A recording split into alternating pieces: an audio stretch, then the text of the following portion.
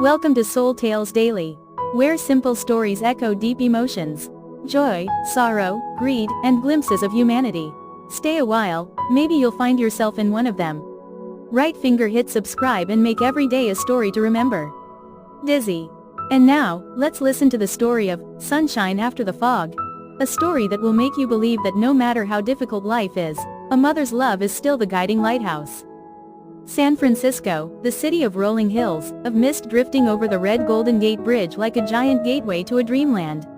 In a small neighborhood near Fisherman's Wharf, where the shrill cries of seagulls mingle with the salty smell of the sea, Sarah, a 35-year-old woman with determined eyes and hastily tied brown hair, is struggling with the burden of making a living and raising her only son. Her husband died early in an accident, so she turned her small apartment into a cozy pastry shop. Each of Sarah's chocolate cakes contains both love and hard work, but her life is not as sweet as the cakes. Leo, her 16-year-old son, was a whirlwind of rebellion. He had his mother's intelligent eyes, but he also had the stubbornness of adolescence. He disliked poverty, hated reminders, and disregarded school rules. In the afternoons after work, instead of going home to help his mother, Leo would wander with his friends along the winding Lombard Street or hide in noisy coffee shops. "You have to understand how much I had to work so you could go to school," Sarah once shouted in the cold night, tears streaming down her face. Leo just looked at his mother with a defiant look. "I didn't ask you to do that. I don't need it." Those words cut into Sarah's heart like a knife. Lonely and exhausted, but she never gave up. She believed that deep inside the boy was a kind heart, just covered by a hard shell. One December evening, a chill wind blew across the bay. Sarah was preparing the last batch of cookies for Christmas when the phone rang.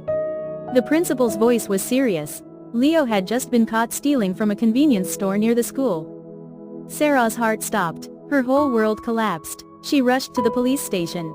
Leo sat there, his leather jacket torn, his head bowed. Not out of fear, but out of shame. He had done something stupid to prove himself to his friends. Sarah didn't cry. She looked straight into her son's eyes, and there was no anger in them, only an endless sadness.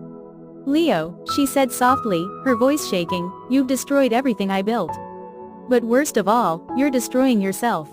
After finishing everything, they both went home in silence. The small apartment was as cold as an ice cave.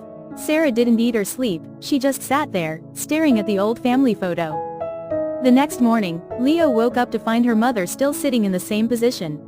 She was so exhausted that she fell asleep, leaning back in her chair.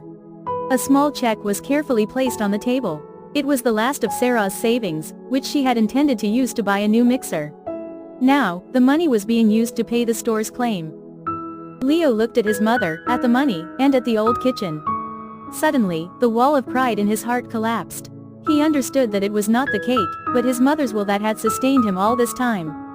He had not only hurt his mother, he had also stolen her hope. Leo quietly walked into the kitchen. He took a shovel and began cleaning up the messy baking mess. He no longer snuck around or grumbled. He saw the gentle San Francisco sunlight streaming through the window, warming the kitchen, and in that moment, he saw clearly the path he needed to take. "Mom," he called softly, his voice choked, "I'm sorry." Sarah opened her eyes and saw her son diligently cleaning the old wooden table. She said nothing, just held out her hand. Leo ran to her and hugged her tightly. The first tears of remorse rolled down his cheeks.